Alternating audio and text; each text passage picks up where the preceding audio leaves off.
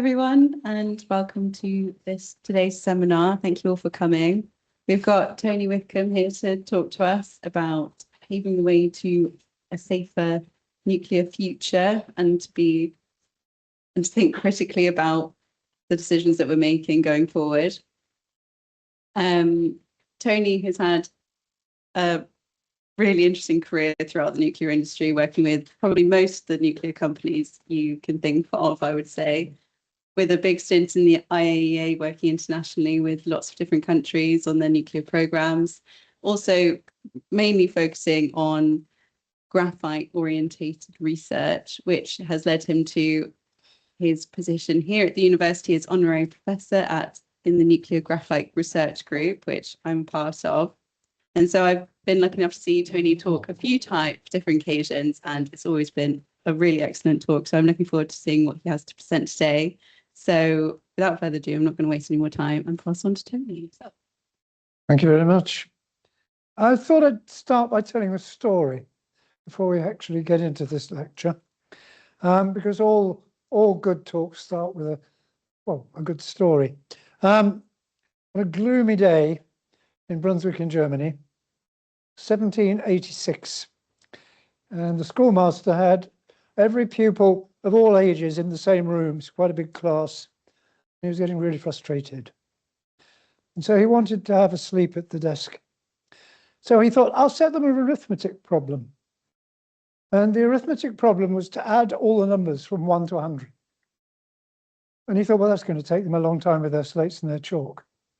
And he turned around to go to his desk, and a small 9-year-old boy tapped him on the shoulder and said, here's the answer, sir.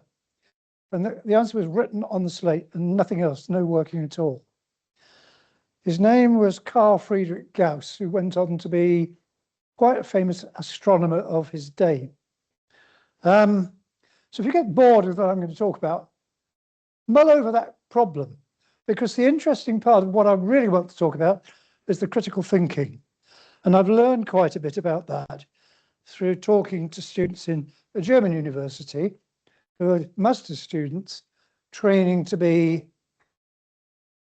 rescue the German nuclear industry, basically, having been abandoned by anybody that knew anything after the disastrous decision to cut nuclear power out completely. And they've got a lot of decommissioning to do, nobody to do it. So I've spent 3 years doing a block course that lasted about 4 days with an exam at the end, which I'll spare you. And this has all come out of part of it, because we and the students and myself together pretty much figured out how important it is to really question how you reach decisions, how you try to minimize the risk of errors, how you try to keep uncertainties in the work that you do as small as possible. And of course, this applies to everybody in our everyday work anyway. So I'm hoping that I can put some of the nuclear issues of the day into that sort of context. We'll have some diversions along the way just to explore thinking. We'll take in John Steinbeck, J.B. Priestley and Wittgenstein along the way. But basically, it is a nuclear-based talk. One of the things I do in that talk, or that session in Germany, is to go through some of the worst nuclear accidents that everybody's heard of and see what lessons can be learned from that, because we really do want a very, very competent professional nuclear business for our future. And we have a lot of work to do still to convince many people that that is the right way to go. So, without further ado, I'm not advancing the slides. Okay, let's try that. That's not working. Where's our colleague? Ah, it is working now. Right, so there's a lot of discussion coming up about professionalism, how we do our work, how we think about how we think, and that sort of thing. And of course, we are in a very important industry.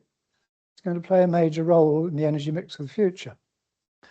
A lot of pluses in this business. It's obviously subject to very comprehensive regulation, a very, very good job. Our regulator is one of the best in the world, and other countries and other designers, if they can run their designs through the British regulator, they feel that they're onto a really good thing. Nuclear power is reliable, more or less, provides base load, which is really important, because the renewables don't always provide, the wind doesn't always blow, the sun doesn't shine, and the gas and the oil can get stranded on the wrong side of the Strait of Hormuz. So there are issues. We need something. And nuclear power, as since you're all nuclear people probably in this room, is obviously something we need to try and justify and depend. And it is greenish. We do make some CO2 when we make the concrete and so on and so forth, but it's massively improved over coal or gas, of course. Future designs, like the high temperature reactor, can also do a dual role. They can produce process heat as well, thereby maximizing the efficiency of the process overall. There are, unfortunately, some minuses. All our legacy reactors in the UK and pretty much anywhere were not designed for dismantling and not designed for the disposal of the waste. So that's a big issue, and it's a very prominent one in the public's thoughts about nuclear power in general, the waste. We have an inability in the UK and pretty much anywhere to provide sites for the disposal of high-level waste or intermediate-level waste. NIREX, bless them, was supposed to come up with a solution by the year 2000. They didn't. It's now 2026. People are now talking about dates of 2060 at least for the geological disposal facility. The road goes ever on. Very little progress ever seems to be made. But another big minus is that some bad things have happened. And I want to spend a little bit of time talking about those. The UK has been fairly successful apart from Windscale, but we'll include that one. So this is, as I said in the introductions, leading to thoughts about errors and uncertainties, which we clearly want to minimize. We'll think about why they happen, looking at some particular examples, and perhaps how we might modify professional behavior to avoid them. So I'm going to actually steal a slide from a recent EDF nuclear operations symposium, which I attended in January, which was a roadshow about how the company is going to continue to try and develop the AGRs that remain to even longer lifetimes, what the plan is, what research needs to be done to back them up, and so on. And one of the subjects was errors and uncertainties, which really inspired this. So let's just talk a little bit about errors in general. There are two types of error: latent errors, which often originate from decisions made far upstream in the process, maybe at the design stage. If you like, you can think of them as accidents waiting to happen. They may be invisible to the frontline workers who have no idea that what they're about to do will cause some problem because they are not aware of the issue. And they can accumulate silently, 2 or 3 of them maybe. And then when some new event happens, they get triggered. And so this problem occurs. Then we have active errors, often by not thinking things through. So they happen during task execution made by somebody, for example, opening a valve, just like that. Interacting with the system or interacting with the process. It usually has immediate effects. So you see what has happened. And they're often due to triggering these latent errors that I talked about. And I sat there thinking about this. The whole point was to try and impress upon EDF employees and their contractors, of whom I suppose I'm one, the importance of not getting into the position of making errors. In other words, check you're working. And then I looked at this and I thought, hang on, I can put a name to all of these examples. And they're all examples of nuclear incidents that have occurred. And that really triggered a chain of thought. So I'm going to very briefly run through what I call the top 7 nuclear incidents. There are a lot more, of course. I haven't included any criticality accidents, for example, like the one that occurred in Japan that some of you may know about. But very briefly, this list will show us that they're all a consequence of humans doing something stupid, except one, and that's wind scale. We'll have a look at that in a minute. And why is this happening? Well, appalling design, that's pretty stupid. We'll come to that when we talk about Russian Soviet reactors. Secrecy culture, Cold War times, might be due to short-termism and financial constraints. Deliberate overriding of the safety rules. Yes, we'll figure on that one. Taking action without checking or with insufficient information. That is a pretty dangerous thing to do. Electrical wiring not done correctly. That comes up twice in this list. And ignoring the lesser sciences like geology, because you're a design engineer and you don't think geology matters. And you probably figure out which of these disasters that figures. So let's just look very briefly at this, because I don't want to spend too long on this. Chalk River, 1952. This is one that not many of the public know about, because in those days, there wasn't much publicity about things. It took 5 days to get news across the Atlantic. Flickering black and white televisions, and maybe a man in a white coat would come on and say, oh, it's all right, don't worry, the scientists know what they're doing. What happened here was a low power experiment in progress on a research reactor, water pool type. A guy went down into the basement, regular worker, maintenance man, and he noticed the configuration of some valves or controls for the valves was not in their normal position. So he thought, oh, I better put that right. And he changed them. Now, upstairs in the control room, they noticed the reactor power rising, and they quickly took steps to stop the control rods coming out of the reactor and the power going up.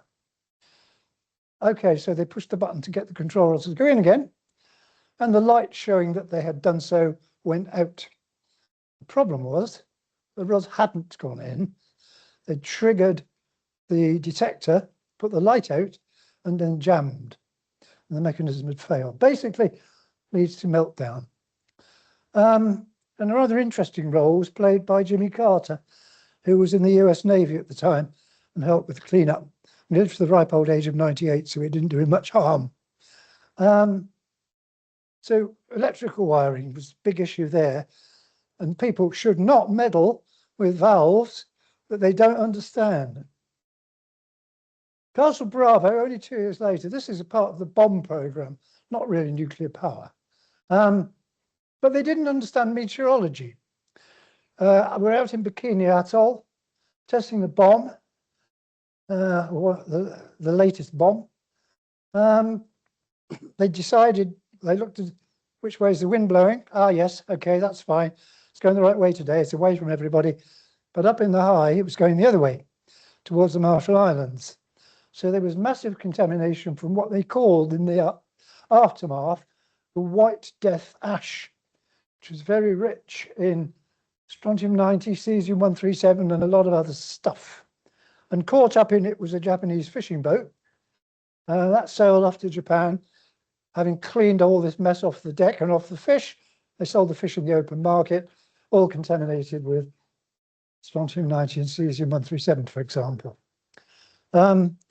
Then later in life, we learned about wind shear, which says that what's going on at 1,000 feet is not necessarily what's going on down below. Actually, at that time, we didn't even know the jet streams existed. And it wasn't widely known at that time that American pilots in the war had reported that while they were trying to bomb Tokyo, they were flying backwards over the ground. And that was the first discovery of the 2 big jet streams, that one in the southern hemisphere, obviously. Northern hemisphere, obviously. But messages about meteorology in general hadn't got through, even in 1954. Ishtim, otherwise known as Mayak, big Russian mess, 6 plutonium-producing reactors, a lot of waste material poured into local lakes, which became the most contaminated areas on the planet. But of course, that was all hushed up under Soviet secrecy. But that wasn't the problem. The problem, which has widely been broadcast as a criticality accident, it wasn't actually. Extracting plutonium using the nitrate process, a big buildup of ammonium nitrate. And if you remember the big explosion in Beirut a few years ago from ammonium nitrate, you'll know that was a big bang. It contaminated 52,000 square kilometers of Russia to the northeast. They let people drive home, get it all over their tires, walk in their houses, and they kept it very quiet. And the really disturbing thing is the Americans knew about it a year later somehow. They didn't even tell the UK until 1980 when Russia themselves admitted to it. So this is the kind of thing we're up against when we're trying to defend our industry. And it's really, really worrying. People doing really stupid things and then covering it up. 3 Mile Island. I'm going to speed up a bit now because you're more familiar with these. This was also a wiring problem. A valve didn't shut when they pushed the button on the control panel, but the light changed from red to green. Okay, then they started noticing anomalies and they did everything by the book, and everything they did made it worse because the valve was not actually shut. And that led down to the meltdown that you see on the right-hand side of the screen. But an interesting comparison here. I seem to have missed out Windscale Pile. I'll go back to that in a minute. Look at the bottom left picture. All the accidents and injuries and deaths were caused by the publicity of the accident. Local radio, local TV, get in your cars, get your kids out of school, go in the freeway, get out of the state. That was the sort of problem. And that's quite an interesting comparison with what happened at Windscale. Top right, tiny pieces in newspaper. And again, the men in white coats on your flickering black and white television screen. Now, this one was a bit different. Hungarian physicist called Eugene Wigner had predicted the consequences of irradiating materials and of displacing atoms to positions of higher energy where they could effectively store energy. And of course, this applied to graphites being irradiated as well. This was very poorly understood in the early 57s. We're racing again to get plutonium for reasons we all understand. And actually, only now is the full story of exactly how Wigner energy works in graphite emerging properly. They found that they had to anneal parts of the Windscale core by letting it heat up a bit, and this then displaced some of the atoms back to where they should have been. It's an annealing process. But they found that harder and harder to do. On one occasion, in 1957, in a reactor, when they actually lost control, it got hotter and hotter and hotter. They tried cutting the air off, which was air-cooled reactor. That just allowed it to get hotter because the cooling effect was lost.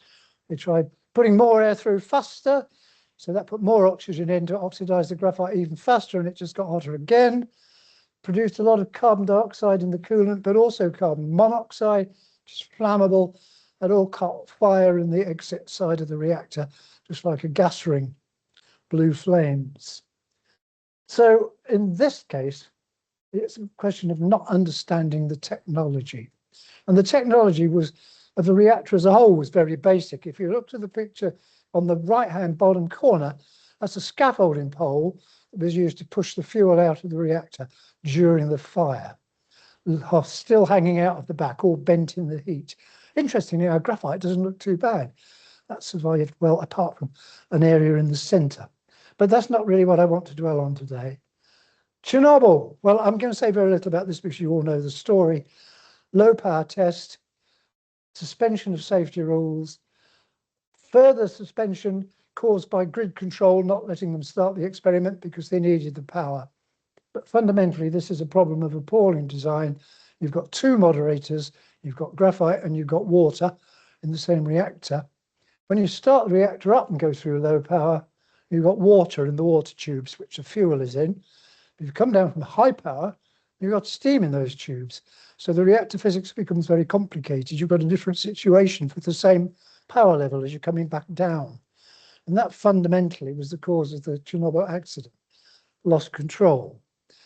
reactor went to 100 times full power in 4 seconds with all the control rods in. That's a big release of energy. Soviet problems again there. And then Fukushima, well, this is in everybody's memory, I'm sure. So I'll just say 2 things. Number 1, don't place your backup diesels at sea level. That is a bit stupid in a known tsunami and earthquake zone. And don't ignore the geologists. They showed, by examining what they call wash-up deposits on high hills, that there have been tsunamis of 57 meters in that area in recent geological time. So they built a 6-meter tsunami breakwall and got a 14-meter tsunami. You know the rest of the story. I'm not going to deal with that today. But except to say that the reactor shutdown systems work perfectly. And the only real design issue is to have fuel ponds on the top of a boiling water reactor, high up in the air, and some cracks occurred in the concrete with the shaking of the building. But that was why you saw fire engines jetting water into the top of the building to keep those ponds full of fuel, because there's still a lot of decay heat. So keep them full of water. Okay, but it never stops. We move on. Accidents waiting to happen. Ukraine situation. First of all, Chernobyl went on. We built a sarcophagus. It was a quick job. They had to build a better one. They made a fantastic job of that, biggest mobile structure in the world. Then the Russians came along. First of all, they marched the soldiers through the Red Forest, which is the most contaminated part of the exclusion zone. They didn't know that. They ended up in hospital with radiation sickness in Belarus. And they occupied the building and forced staff members, some of whom I know very well through working with the IAEA, stay on shift for about a fortnight rather than go home on the first night. And they kept them going. It's an excellent book on the subject, by the way, if you're interested in that. And then later on, last year, they fired a drone straight back into the new sarcophagus, which is extremely difficult to repair. Hasn't been done yet. It's been patched, but it's just as an example of stupidity. Again, certainly a lack of critical thinking, you might say, in the planners of these conflicts. And that's not the only one, of course. You will know about Zaporizhzhia. 6 pressurized water reactors, Russian design, biggest nuclear complex in the world, been occupied and used an ammunition dump by more clueless Russian soldiers, firing live fire inside the buildings.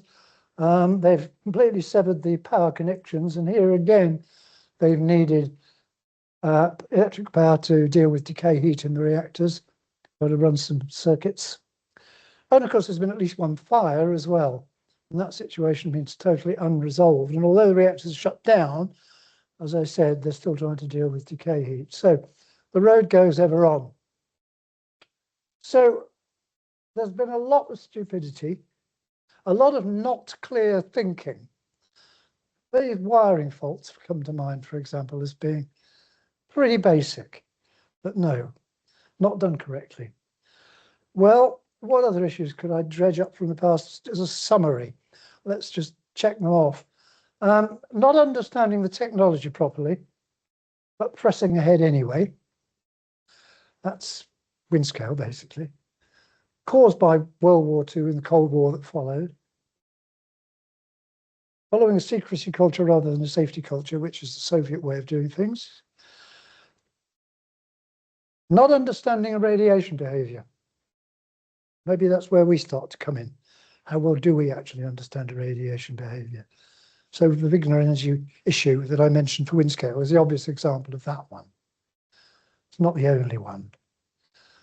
Pressure vessel embrittlement.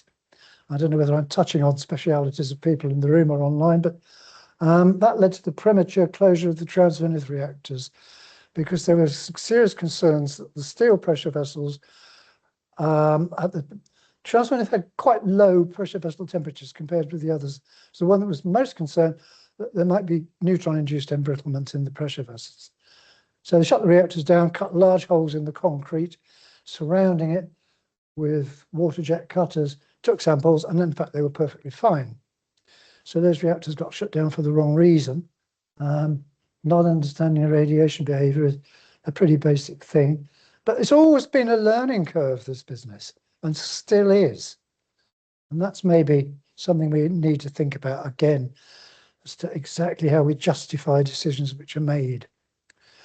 A few other issues, fuel element distortion, there's a lot of problems with that in the early days. Uranium hydride fires were predicted, never happened. People didn't really understand that properly either. Then errors in materials science. Another one, mild steel breakaway oxidations. And you remember the early days of Magnox reactors. It didn't occur to people that bolting things together with mild steel nuts and bolts would oxidize in the CO2 coolant. And it's not a linear process. It goes into what they call breakaway, produces massive forces on the bolts. And that because the oxide occupies such a larger area than the original metal, broke them all apart. They captured this, fortunately, before Wilver was actually commissioned, and they had to change thousands and thousands of bolts in the Wilver reactors. Poor Welds, Wilver again. I worked on Wilver in the very early days, just as it was starting up. And I remember the staircases that went up the side of the building, parallel to the boilers, had lots of rubber tubes running down the stairs. People trying to find where the leaks in the boiler tubes were by a simple method of running up and down stairs with a rubber tube in a U shape to see where the water came out. We weren't very good at welding. You'd think they'd get that right. And then we had replaceable pod boilers for Hartlepool and Heysham 1 AGRs that didn't fit the holes and anyway were never replaceable. So that was another circuitous trip that the designers took, which was a complete waste of time. And then we get a lot of things like rebarring, concrete corroding. And then, as I mentioned for Fukushima, and it's worth mentioning again, ignoring experts in other disciplines who you think have little to do with what you're doing. So the Fukushima tsunami history is obviously the one I have in mind for that. Another big problem that I've noticed happens a lot. Suppose you're just about to take a job in a big nuclear company, Francesca, and you're sitting in a meeting and all these people talking about something, and you're sitting there thinking, well, I remember reading a paper. That doesn't sound right to me. Are you, as the new person, going to jump up and say, hang on a minute? Or are you going to say, no, these are all the experts, they know what they're doing? It's called groupthink, and that leads to problems as well. And we'll look at one in particular a little bit later on. So not thinking outside the box. Thinking outside the box is allowed, and I was privileged earlier this year to go to the office of a slightly odd Austrian physics professor, very talented man, who actually had a box to think outside of in his office. So I quickly snapped a picture. But it's a serious point. Don't feel constrained. If you think something's not right, say so. The worst that can happen is that somebody proves you wrong. But you never know. I really like that box. So, crystallizing all this into a couple of statements. Follow the rule book, yes, as in 3 Mile Island, and you'd been severely criticised if you had not done that. But think outside the box as well. Put someone in a corner and say, I want you to sit there and think, but what if, whatever it is that we're not taking into account, what are we missing? This is so important to bring it in to our thinking these days. If that somebody had said, what if that valve isn't actually shut? Nobody did until it was too late. That's what happened. So another good question when you developed a strategy for some issue would be to ask yourself, okay, is there a better strategy? What about people who are working in different disciplines? Just talk to a few people. They maybe come up with an idea we haven't thought of. And you might end up with something a lot cheaper and a lot safer. Who's to know? Well, the Germans have got a word for it. Denkbewegungen. This is a word coined by Wittgenstein. He used to wander about, usually in Norwegian forests, while developing his thoughts. And literally translated, it means thinking along the way. But I want to translate it slightly differently, as just thinking ways. How do we think? Yes, it can be a subliminal activity when doing something else, like mowing the lawn. And you can have good ideas at all sorts of strange times. Stop mowing the lawn, write them down, file them away. The shortest route is not necessarily the best one. And the shortest route is not necessarily a straight line. So solving a problem is a bit like a climbing wall, I like to think of it as. There may be multiple routes to a solution with different merits. So to get to the top of that climbing wall, you've got a lot of choices there. And one of them might involve some very complicated karate kick to get you over a massive obstacle. But there might be another way around. It's actually easier. Different merits. That you might feel very much better if you do the karate kick and do it that way. Different insights as to how you made the journey. And they could well add something to your final solution. Okay, that's a slightly odd example. So here's another one, an even odder example. There's lots of ways to climb Snowdon, yeah? And the object is to get to the top. What do you want to get out of it? Let's ask that question. There's 3 ways. I'm just going to pick 3 ways. There's a lot more. The family-friendly way, the miner's track. You can see it's family-friendly. It's a nice track. There's a bit of a scramble at the end, but you get there. Alternatively, you can be more adventurous and go along Crib Goch, which is a 1,000-foot drop on both sides. Need some handholds and some proper boots. Well, they all need proper boots, really. Or you can take the train. Right, so the object here is to ascend Snowdon, get to the summit, but you've got different ways of doing it. If you're an engineer interested in steam engines and the steam cycle, then the choice is obvious. But what are you going to learn if you go up the other ways? Geology, botany, look around you, look at nature, you're learning stuff. And if this challenge is meant to be a rehearsal for a bigger challenge, let's call it Ben Nevis. There's no train there, so you can't go that way. But you think, what am I actually going to get out of it? I'm learning about something here. I'm learning geology. I'm thinking about nature. If I go up on the train, I don't get that. There's no right answer to this, but there are options. And what I'm trying to get people to do more of these days, think about those options. Think about how they arrive at the summit. So this is a point where we're going to look at the world according to Donald. Not that one.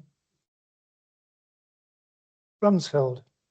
Sometime US Secretary of Defense, defining the challenges of evidence gathering, he came up with this known knowns, known unknowns, unknown knowns, and unknown unknowns.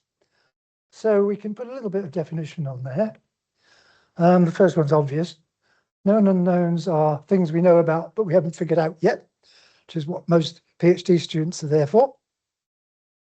Unknown knowns, information we have, we haven't realized that we need it. And that's often overlooked. So again, think outside the box. The work that Gregory over there was doing. Yes, that's actually helpful to me to do something else. Think outside the box. And then we've got unknown unknowns, which is basically a trip hazard waiting for us, isn't it? Didn't realize we needed to know that. So again, did anybody actually look outside the box? Keep coming back to that box. Now, this provoked a lot of derision when he first produced this theory, if it's a theory, or call it a statement, just in case. But I think there's a lot of merit to that. And I'm going to give you one example of the misuse of information. Unknown unknowns. Radium used to be the answer for every ill. You'd be surprised. Otherwise known as deadly sunshine. Of course, you'll all know that it's really the radon that it produces that is the problem, but that's not the point. The Germans also were leading in this respect. They decided to put radium in cigarettes.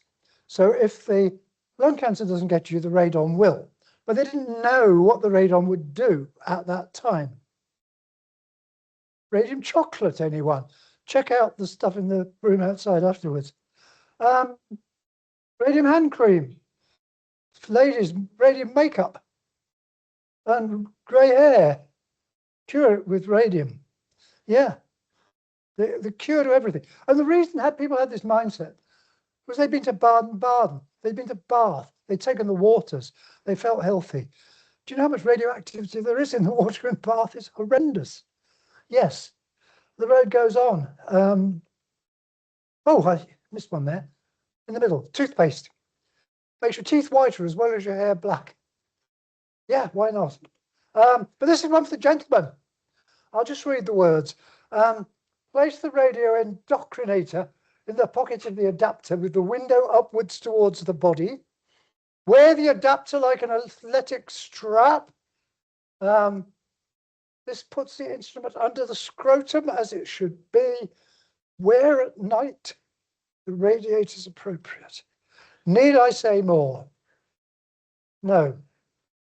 The benefits of radium water were promoted avidly across Europe. But then people's jaws started dropping off.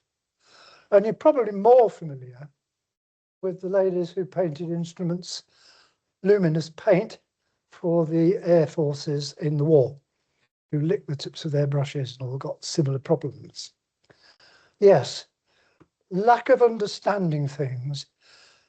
Nobody thought outside that box for a long, long time. So it couldn't happen now, could it? Maybe. We do risk assessments. People say, oh yeah, that's all right then. Guarding against the invisible hazard. We understand the numbers. So I got this book in an airport. It's a strange book to sell to people who's just about to get on a plane, but there we are. I enjoyed it.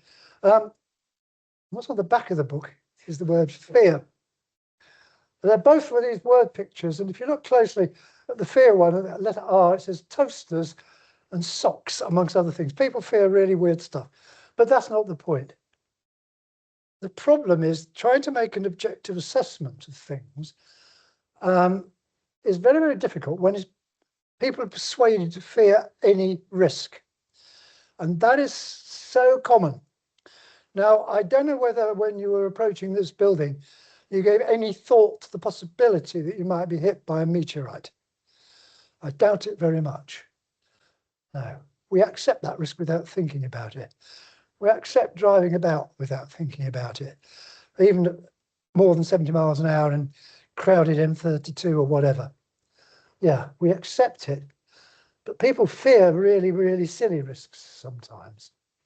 The one that's obviously relevant here is linear no threshold, which I'm sure you're probably familiar with. This says any radiation is dangerous.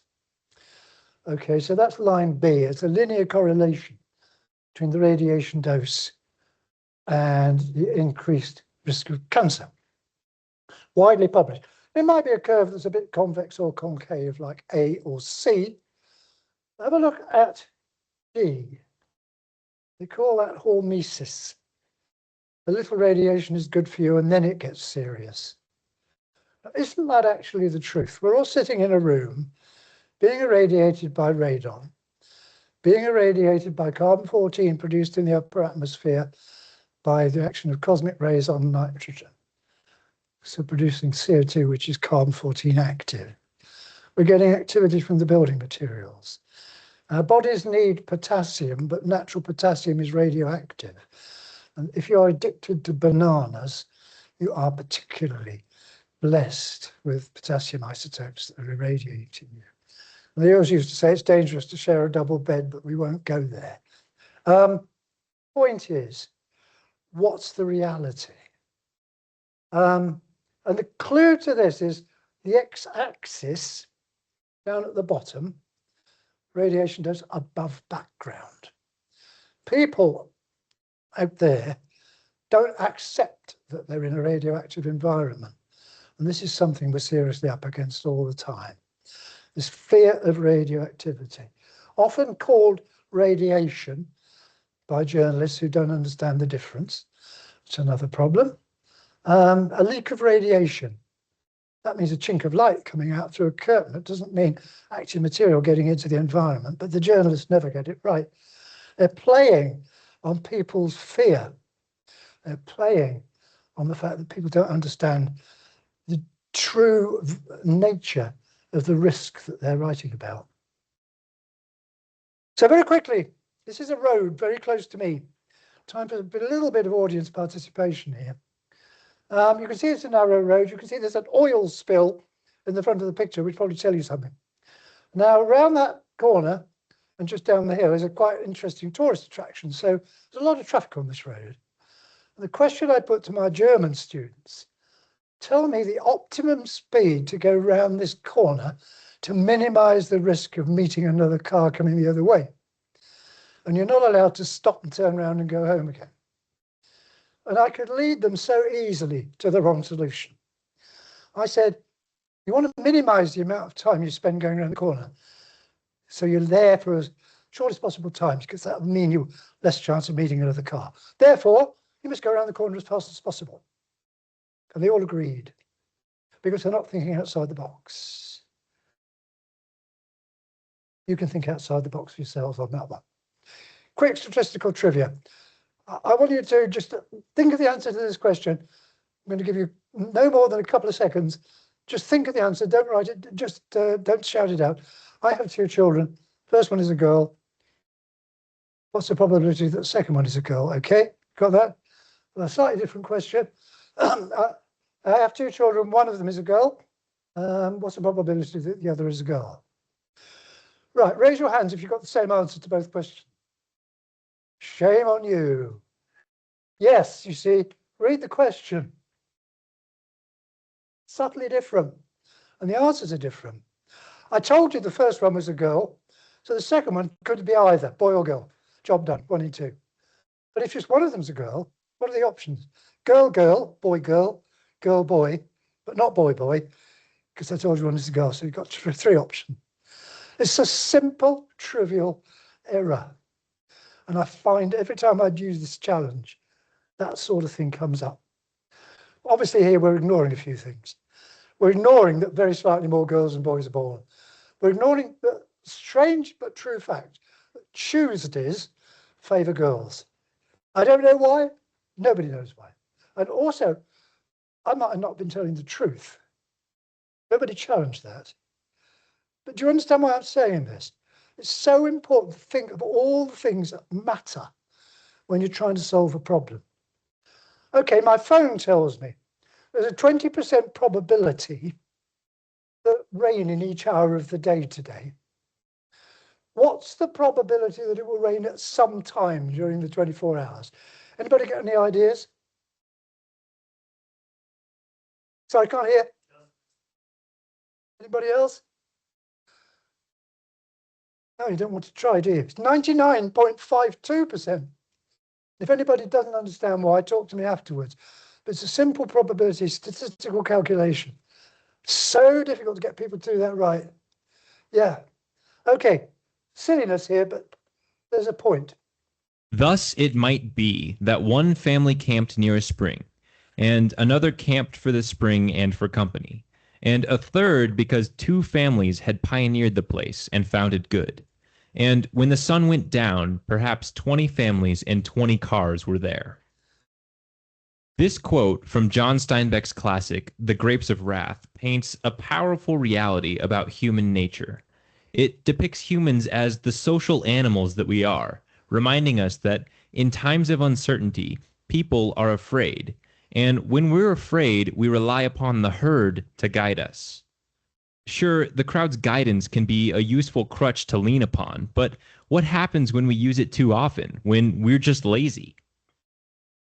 The concept we're teasing out here is known as herding behavior, and we can define it as people doing what others do instead of using their own information to make decisions.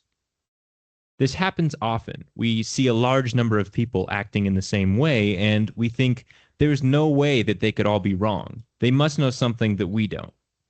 We start to base our decisions off of the assumption that everyone else has done their research or knows something that we don't know. But that's not always the case. Consider the following example offered by Robert Schiller, an economist at Yale.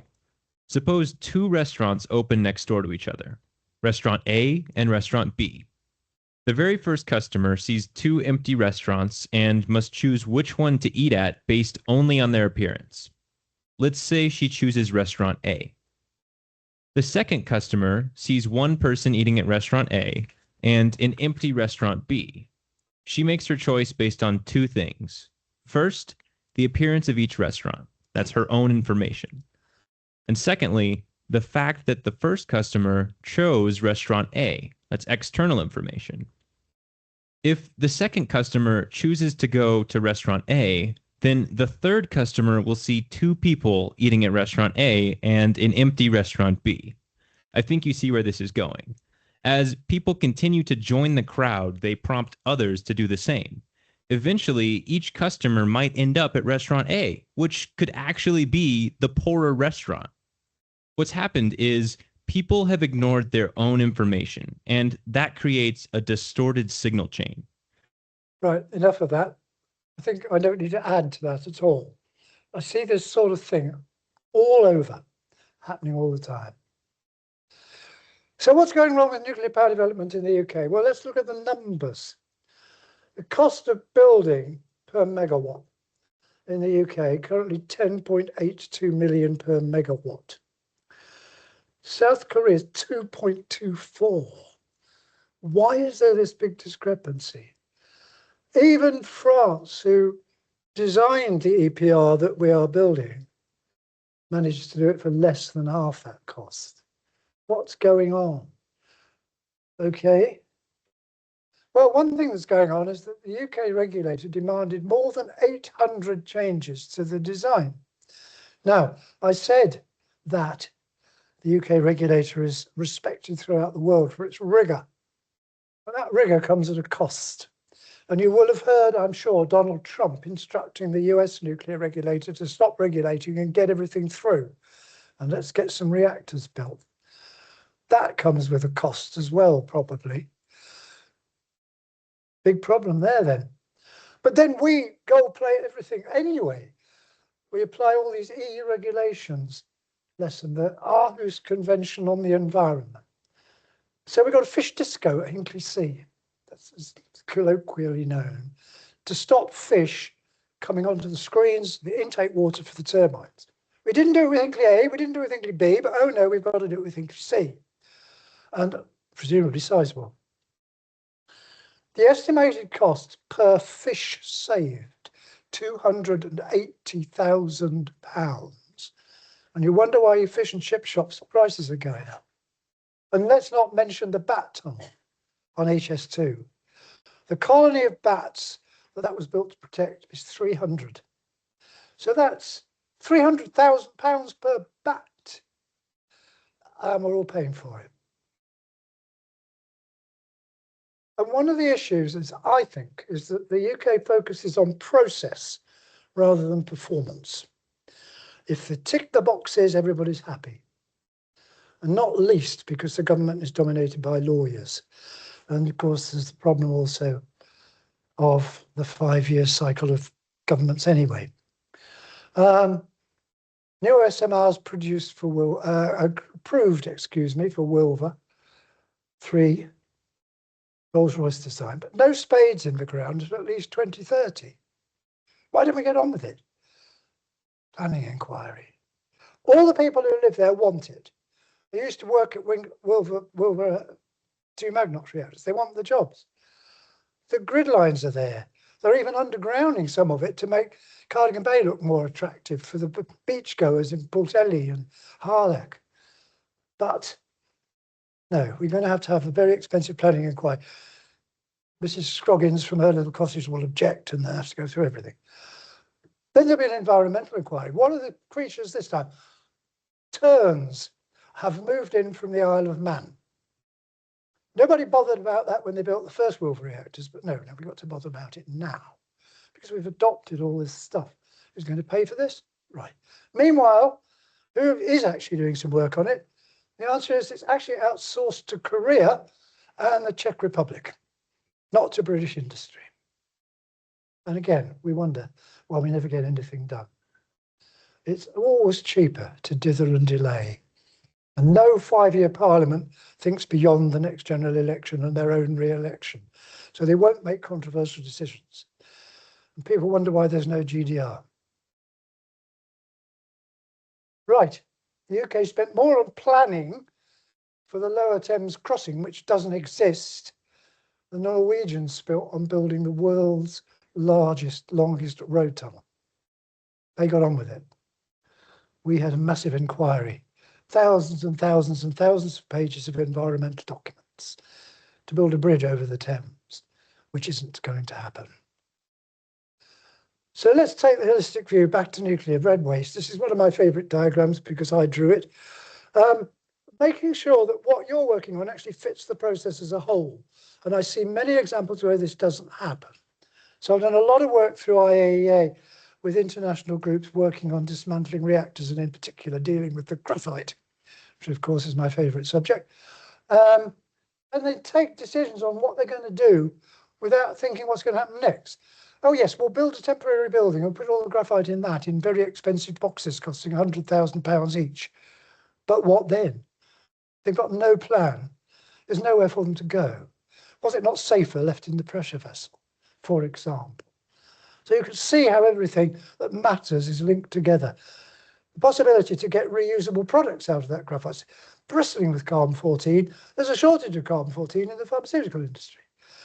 Oh, can we get anybody to take this seriously? At the moment, no. Although the company Pharmaron is desperate for more carbon-14. But they're not pressurising people to start thermalising graphite and releasing carbon-14, even though half of Abby Jones' group in this university have been working on that and getting very good results. So I despair. I won't go any more into that diagram because time is pressing, but I hope you see the point. Where does my work fit in the whole thing is a really important question to think about. Right. Yes, that's just summarising what I said, isn't it? Oh, one thing, if you don't need the graphite as whole blocks because you've got nowhere to put it, why not just scrunch it up and suck it out with a hoover, ready for some sort of process? Why not? There's work going on that in this university as well. Okay, here's a good thing that you can do, a methodology that I've recently encountered on waste disposal. I can't be specific about the example in this case, but you can assess what you're going to do against a number of criteria which people really sincerely worry about, like climate change and pollution and land use and transport risks and costs and whether you need to do it. And you can come up with some surprising answers. If you've got a plan A and a plan B, just look at that diagram. So a company's doing this seriously, but I can't unfortunately explain who it is. But plan A and plan B, A on the left, B on the right, you can see a huge cost saving by doing it a different way. And this analysis, this life cycle assessment of the process is really, really useful. And I'm going to give you a final groupthink example. RBMK moderator graphite. For many years, principally through UKAEA, AEA Technology and British Energy, we had regular liaisons with specialists from what was then the Soviet Union still, as we all attempted to achieve a better understanding of graphite radiation behaviour, which is what the Nuclear Graphite Research Group is for, of course, in the University of Manchester. And basically, there's lots of different things change, but the one that's interesting here to me today is dimensional change. So you can see there how graphite changes under the sort of conditions we irradiate it in. It shrinks and then it goes back to its original size basically and then starts to expand. And the Russians said with absolute dogmatic certainty, you must not operate a reactor beyond what they called the critical fluence, which is where it goes back to its original size. We couldn't understand why, because our AGRs are way past that. It's gone into expansion. Again, I haven't got time to explain why it does that, but they also told us that the graphite would be damaged by gamma rays.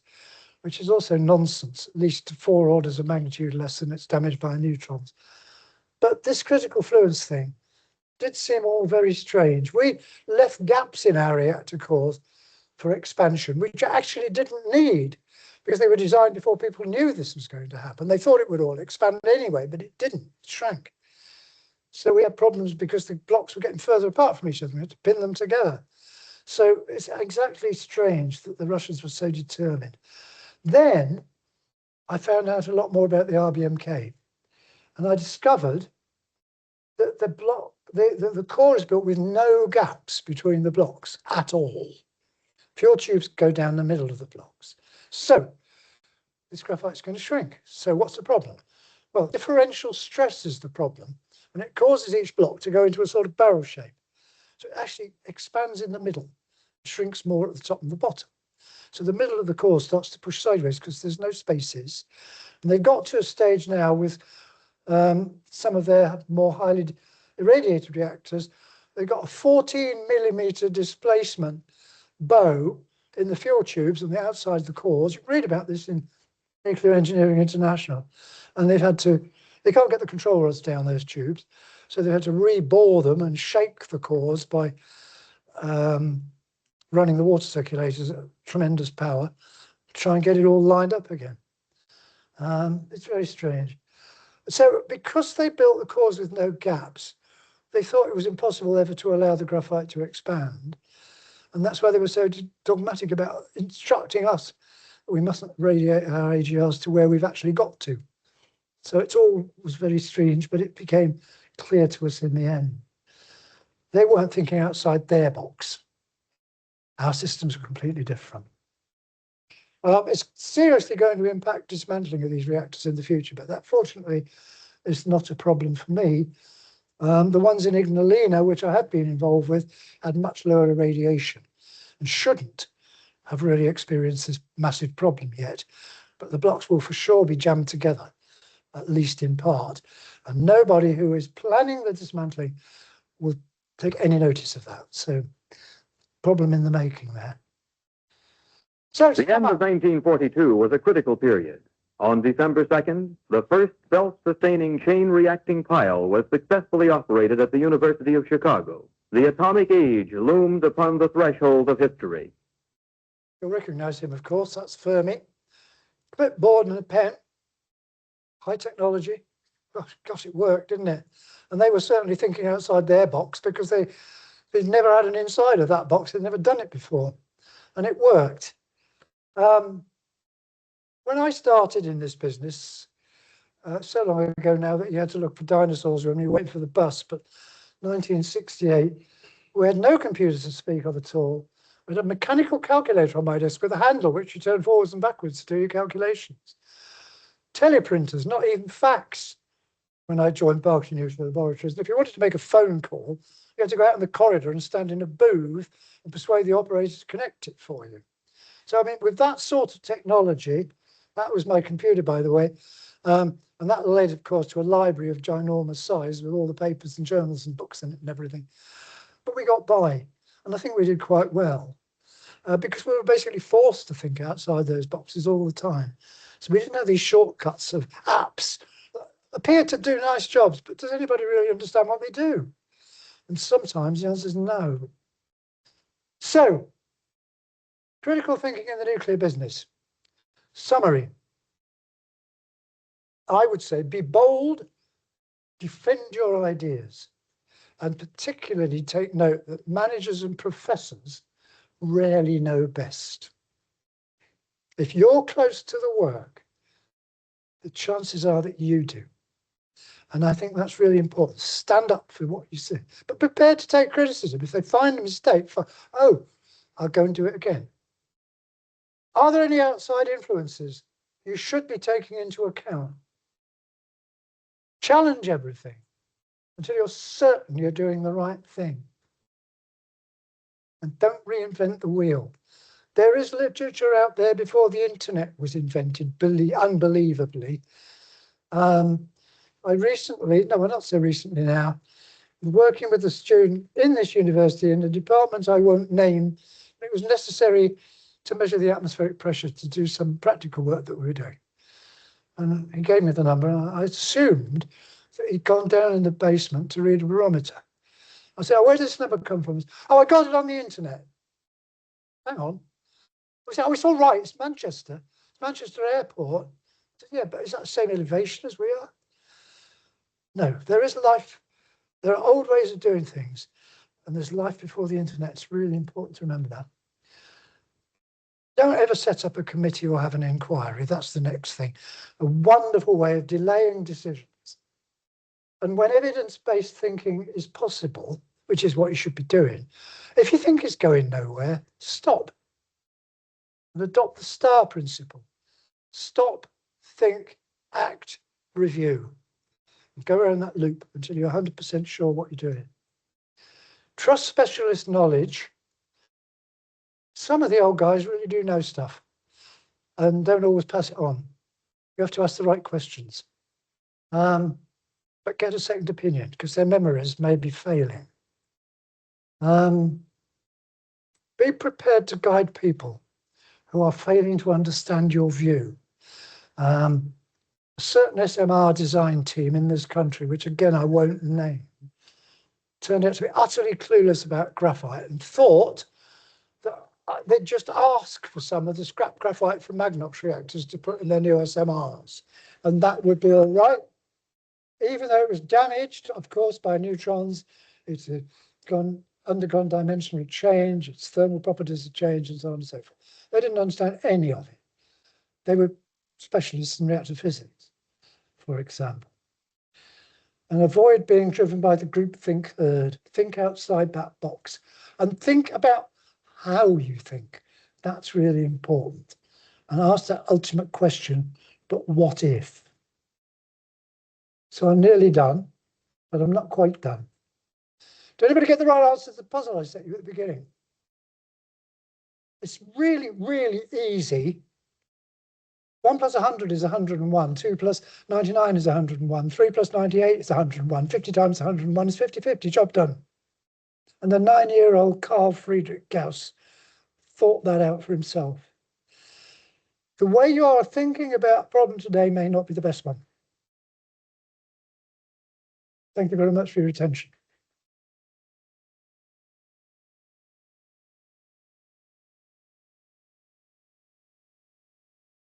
Thank you so much, Tony. That was a really interesting talk. I'm conscious that we have gone over time. So do you think we have time for questions?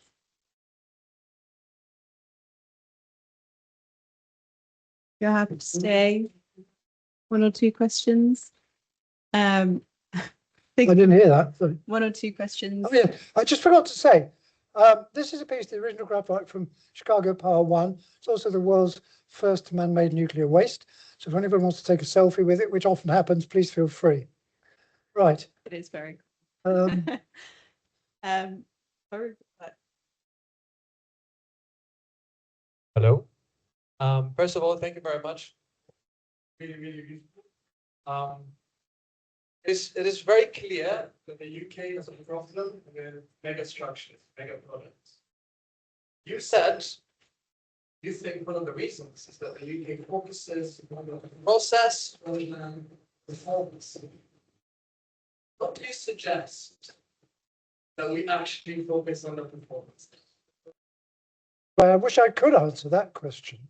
Yeah, you're right on the button, of course, with that.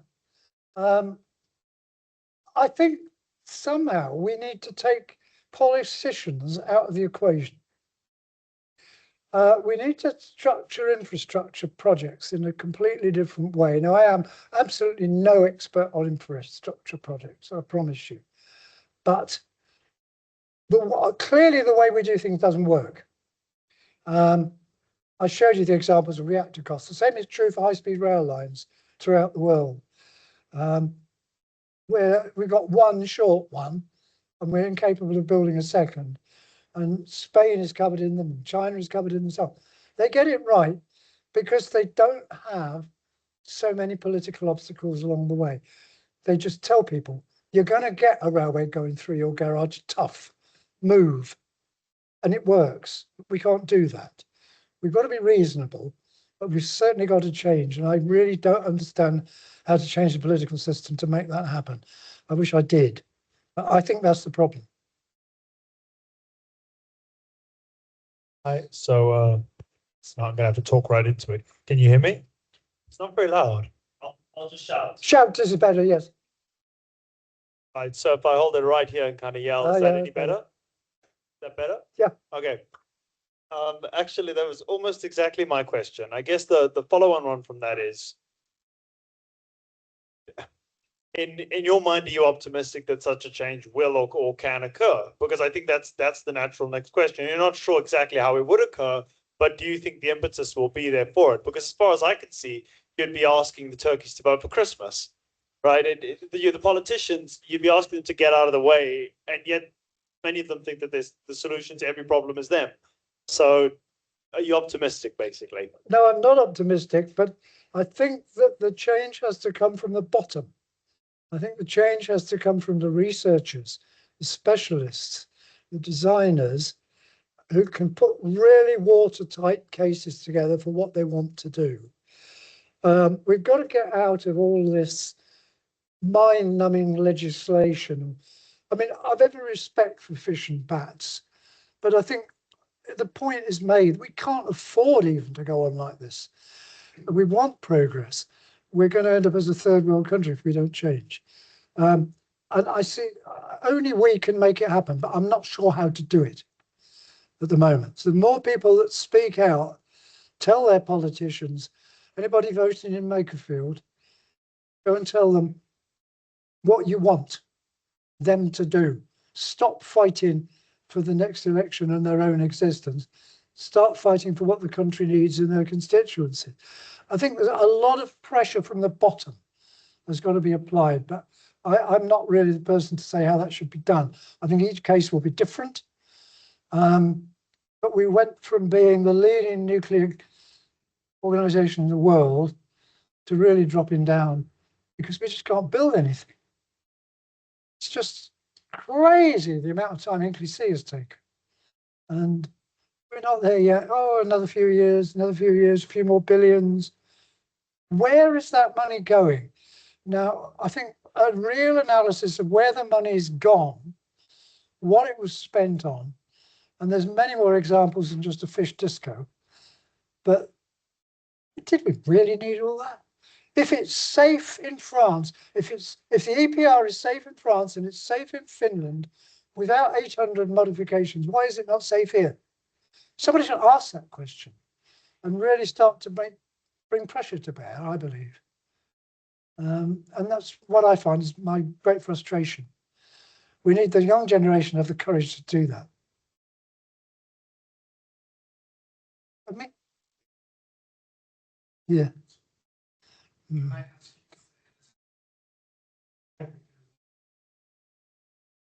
Isn't that what the Finkelstein report has identified, that the belt plating? Okay. Yes. You've been reading the Times, haven't you? Yes, I read it too. Yeah, I absolutely agree with you. And the government has made noises saying we're going to cut all this stuff out. We're going to get stuff done. And then they just reverse course again.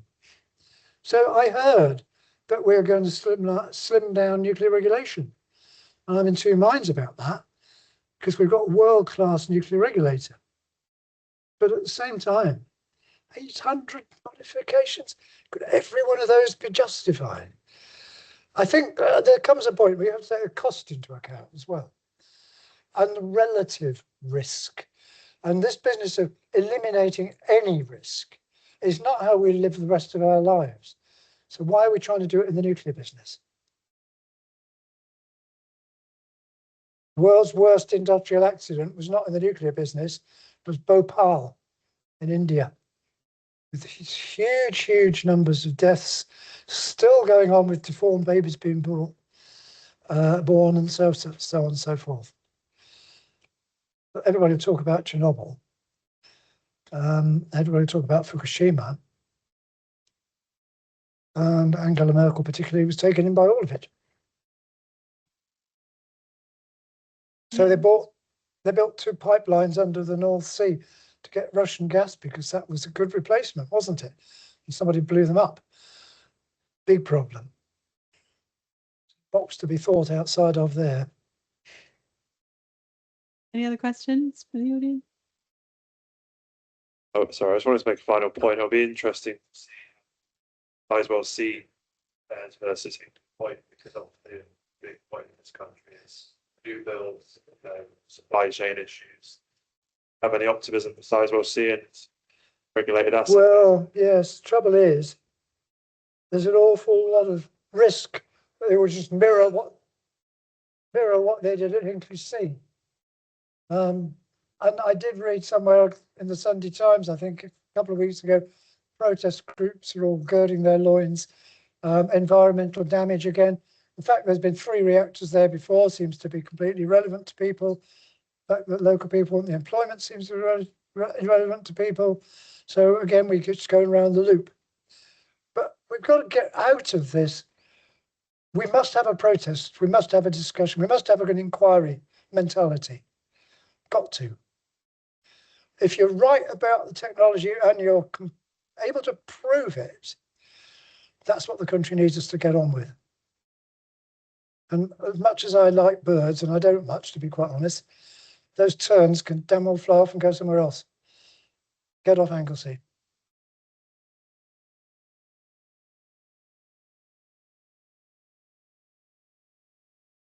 I think we will leave it there. Can everybody thank Tony even for